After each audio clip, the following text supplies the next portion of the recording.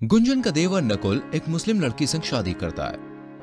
पहले तो उसके परिवार वाले उसे अपनाने से इनकार कर देते हैं, लेकिन फिर वो लोग नकुल की मुस्लिम बीवी हसीना को अपना लेते हैं। चैत्र नवरात्रि और रमजान महीने के रोजे शुरू हो चुके थे। जहां शाम को गुंजन रसोई में अपने व्रत की खिचड़ी बनाने जाती है, तभी वो हसीना को नॉनवेज पदार्थ बनाते हुए देखती है। हे माँ माता जी, ये तो घोर अनर्थ हो गया। नवरात्रि के 9 दिनों में घर में चिकन और मटन पक रहा है। अरे ओ बेवकूफ हसीना, तुम्हें कुछ अकल है या नहीं? ये क्या बना रही हो? दिख नहीं रहा है क्या अंधी जेठानी साहिबा, मैं अपने इफ्तार की तैयारी कर रही हूँ। नहीं, तुम यहाँ इस रसोई में ये सब नहीं पका सकती हो। क्यों? आपके पिताजी ने दहेज में एक चांदी का चम्मच तो दिया नहीं, तो क्या ये रसोई दी थी?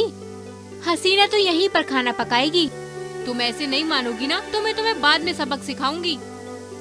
बाद में गुंजन रसोई में जाकर कांटे बिछा देती है ताकि हसीना उन पर पैर रखे और गिर जाए। लेकिन उसकी इस चाल का शिकार उसकी सास छम्मो होती है और वो धड़ाम से नीचे गिर जाती है। हाय रे, मर गई मैं तो। शिट यार, माँ जी आप भी ना हमेशा गलत टाइम पर ही बिजली की तरह कड़क पड़ती हो। ये चाल मैंने हसीना के लिए चली थी। तभी छम्मो गुंजन को एक जोरदार थप्पड़ लगा देती है और गुंजन सीधा जमीन पर गिरती है। माँ जी, मेरा थोपड़ा क्यों लाल कर दिया? अरे कलमुही, तू तो बड़ी है उस मुस्लिम लड़की से। तेरे नवरात्रे चल रहे हैं और तू ये सब कर रही है। उसे जो करना है करने देना, तू अपना मन साफ रख। गुंजन और हसीना दोनों के बीच रोज कोल्ड वॉर होता ही रहता है। ऐसा एक भी दिन नहीं जाता जब दोनों के बीच कोई खटपट ना हो। गुंजन और हसीना दोनों रसोई को लेकर इतना झगड़ती है कि आखिरकार छम्मो उन दोनों की रसोई का बंटवारा कर देती है। शुक्र अल्लाह, अब मैं चैन और सब्र से अपनी इफ्तारी और सहरी कर पाऊंगी। हाँ, जय माता दी। अब मैं आराम से अपने व्रत का भोग प्रसाद और खाना बना सकती हूँ और अब मेरी रसोई को अपवित्र करने वाली कोई बुरी शक्ति नहीं है। हाँ। हसीना ये दीवार के उस पार सुन लेती है और वो तभी गुंजन की रसोई के दरवाजे पर तेल फैलाती है, जिससे गुंजन मुंह के बल गिरती है और उसकी नाक चपटी हो जाती है। नहीं, क्या कहा था? बुरी शक्ति ना? अब इस बुरी शक्ति का प्रभाव देखो जेठानी जी। अरे, आपकी नाक कट गई है क्या? या है ही नहीं। तेरी तो। अब रसोई का बंटवारा होने के बाद भी गुंजन को हसीना के नॉनवेज खाने की बू अपनी रसोई की खिड़की तक आ ही जाती है, जिससे परेशान होकर वो उसके पास जाकर हंगामा करती है। अरे ओ बरकत वाली चुड़ैल, रसोई का बंटवारा होने के बाद भी मेरी खिचड़ी तक तेरे इस अपवित्र खाने की बू आती है। तू और देवर जी यहाँ से चले क्यों नहीं जाते?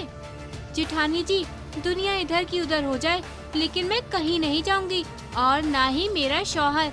अगर आपको बू की इतनी ही तकलीफ है तो आप अपनी खिड़की बंद करके घुट घुट के रहा करो, वरना कपड़े सुखाने वाला चिमटा अपनी नाक पर लगा लो। दोनों एक दूसरे के साथ बॉक्सिंग करती है और दे दनादन पंचेस से एक दूसरे का मुंह सुझा देती है और खूब मजाक उड़ाती है। लेकिन एक दिन हसीना देखती है कि गुंजन की नवरात्रि पूजा की अखंड ज्योत बुझ रही है। अरे नहीं, ये दिया। हसीना अखंड ज्योत को बुझने से पहले ही बचा लेती है। वहीं उसी वक्त गुंजन भी हसीना की कुरान शरीफ गिरने से बचा लेती है। दोनों एक दूसरे की तरफ देखते हैं और उनकी आंखें नम हो जाती है। तभी वहां पर सास छम्मो आती है। देखा बहुओं, तुम दोनों चाहे कितना भी लड़ झगड़ लो, लेकिन बात जब एक दूसरे के धर्म की रक्षा करने की आई, तभी गुंजन ने भी कुरान शरीफ की रक्षा की और हसीना ने भी अखंड ज्योत को बुझने से बचा लिया। यही तो है तुम दोनों के धर्मों के संस्कार। बहुओं, अगर ये दो त्योहार दोनों भगवान एक साथ चल सकते हैं, तो हम इंसान क्यों नहीं? क्या हिंदू, क्या मुस्लिम, हम सबसे पहले एक इंसान हैं। दोनों देवरानी जेठानी की आंखें इसके बाद खुल जाती है और वो दोनों एक दूसरे के गले लग जाती है और उस दिन के बाद से दोनों एक दूसरे के धर्म का सम्मान करती हैं और दोनों धर्म का त्योहार बड़े ही धूमधाम से घर में मनाया जाता है। श्याम और राम दो भाई थे, दोनों में बहुत ही प्यार था। वो गरीब थे लेकिन हंसी खुशी से साथ रहते। एक दिन, बेटा राम और बेटा श्याम, तुम दोनों की शादी की अब उम्र हो चुकी है। दोनों के लिए रिश्ते आए हैं, लेकिन एक प्रॉब्लम है बेटा। वो क्या है पिताजी? एक गरीब परिवार का रिश्ता है और एक अमीर परिवार का। उसमें से जो अमीर वाला है वो घर जमाई ढूंढ रहे हैं और जो गरीब परिवार के हैं वो बराबरी में ब्याह करना चाहते हैं। अब तुम दोनों ही बताओ बेटा क्या करना है। तभी अमीर का नाम सुनते ही श्याम के मन में लालच आ जाता है। अरे तय कर दो बाबा, रिश्ता तय कर दो, देरी ना करो। लेकिन किससे? अमीर से या गरीब से? अरे बाबा, मैं तो घर जमाई बनने के लिए बिल्कुल तैयार हूँ, मुझे कोई दिक्कत नहीं। एक बार अच्छे से सोच ले बेटे, जल्दी का काम सही नहीं होता। अरे हाँ बाबा, बिल्कुल, आप बिल्कुल टेंशन न लो। और भाई आप भी, मैं घर जमाई होकर भी आप दोनों की खूब सेवा करूंगा। ठीक है बाबा, मुझे भी रिश्ता मंजूर है। फिर धनी अपने दोनों बच्चों की शादी उनके पसंद के मुताबिक करा देते हैं। जहां राम अपनी बीवी के साथ अपने माँ बाप की सेवा करता है, तो वहीं श्याम ससुराल की रोटी तोड़ता है। ऐसे ही एक दिन, अजी बहुत दिन हो गए देवर जी से मिले, चलिए मिल आते हैं। हाँ तुम सही कह रही हो, उसका फोन आया था, वो बुला रहा था। फिर दोनों श्याम के ससुराल जाते हैं।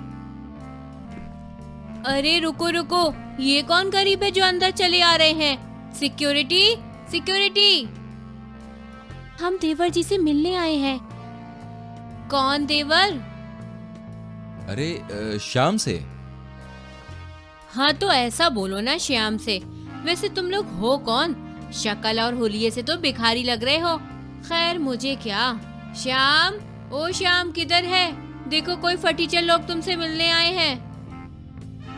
तभी श्याम वहां आता है। अरे भैया भाभी, आप लोग यहाँ कैसे? और ये क्या हुलिया बना रखा है? अरे कोई स्टैंडर्ड होता है कि नहीं? ऐसे कैसे भिखारियों की तरह यहाँ पे आ गए आप? लेकिन देवर जी, आपने ही तो कहा था आने को, और आप ये किस तरह की बातें कर रहे हैं? देखो भाभी माँ, मैं रिस्पेक्ट दे रहा हूँ। अरे यही बहुत है। अरे बुलाया तो क्या मुंह उठा के कैसे भी चले आओगे? देखो कितना रेपुटेड ससुराल है मेरा। खैर, वहीं राम अपने गुस्से पर काबू पाकर शांति से सुन रहा होता है। अरे जब आ ही गए हो तो बैठ जाओ, खाना लगवाती हूँ, खाकर चले जाना। फिर मालती सबके लिए खाना लगवाती है। खाना बहुत ही स्वादिष्ट है देवरानी जी। हाँ होगा क्यों नहीं, करोड़पति के घर का खाना है, भिखारी के घर का नहीं। हाँ, लो और खाओ, बांध कर लेकर भी जाना, ठीक है? बस बहुत हुआ। अब तक हम सहन कर रहे थे, लेकिन अब नहीं करेंगे।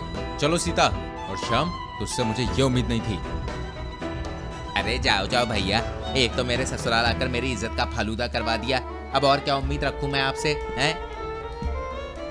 फिर राम और सीता वहां से चले जाते। ऐसे ही दिन बीतते हैं, लेकिन श्याम ससुराल के पैसों में अंधा हो चुका था। वो आए दिन जुआ खेलता, शराब पीता और दोनों पति पत्नी दोस्तों के साथ पार्टी करते। और बड़े भाई राम को किसी भी मामले में नीचा दिखाने की कोई कसर नहीं छोड़ते।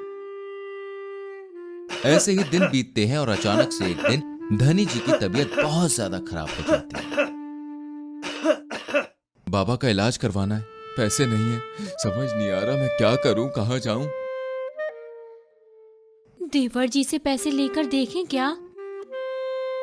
अरे तुम्हें याद है उन लोगों ने हमारे साथ क्या बर्ताव किया था? अरे उससे तो मुझे बिल्कुल भी उम्मीद नहीं है, लेकिन शायद पाप के नाम पे हो सकता है उसका दिल पिघल जाए। उन्हें क्या पता था कि श्याम इतना कठोर हो चुका है कि उसे पिता से भी कोई मतलब नहीं है। वहीं श्याम पैसे देने से साफ इनकार कर देता है, जिसके बाद सीता अपने मायके और ससुराल के सारे गहने बेच देती और अपने ससुर जी का इलाज करवाती है। अजी मुझे नहीं लगता कि एक कमाई से कुछ होगा। पिताजी की बीमारी में सब कुछ चला गया है। मुझे लगता है कि हमें साथ पे कमाना होगा, तभी कुछ हो सकता है। हाँ भाग्यवान, मुझे लगता है तुम सही कह रही हो। इसके बाद दोनों पति पत्नी साथ में काम करना शुरू करते हैं और कुछ ही सालों की मेहनत के पैसों से वो एक बिजनेस स्टार्ट करते हैं, जिसमें उन्हें काफी मुनाफा होता है और वो अमीर हो जाते हैं। वहीं श्याम और मालती के अय्याशियों के कारण मालती के पिता का बिजनेस लॉस में चला जाता है। डार्लिंग श्याम, अब हम क्या करेंगे? पापा का बिजनेस डूब रहा है। अब हम गरीब हो गए बेबी। अब क्या होगा, मुझे तो कोई काम भी नहीं आता है। क्यों ना हम तुम्हारे भाई भाभी से हेल्प ले ले? अरे तुम्हें लगता है कि वो हमारी हेल्प करेंगे? आई फील कर देंगे, उनका दिल बहुत अच्छा है। इसके बाद मालती और श्याम जाकर सीता और राम से माफी मांगते हैं। कौन हो तुम? मैं तुम्हें नहीं जानता। भैया मुझे माफ कर दो भैया, मुझे अपनी गलती पर बहुत पछतावा है भैया। तभी सीता और राम को उन पे दया आ जाती है और वो उन्हें माफ करके अपने काम में भागीदार बना लेते हैं। और दोनों भाई और देवरानी जेठानी मिलकर बिजनेस में खूब तरक्की करते हैं। साथ ही घर परिवार में भी हंसी खुशी से रहने लगते हैं।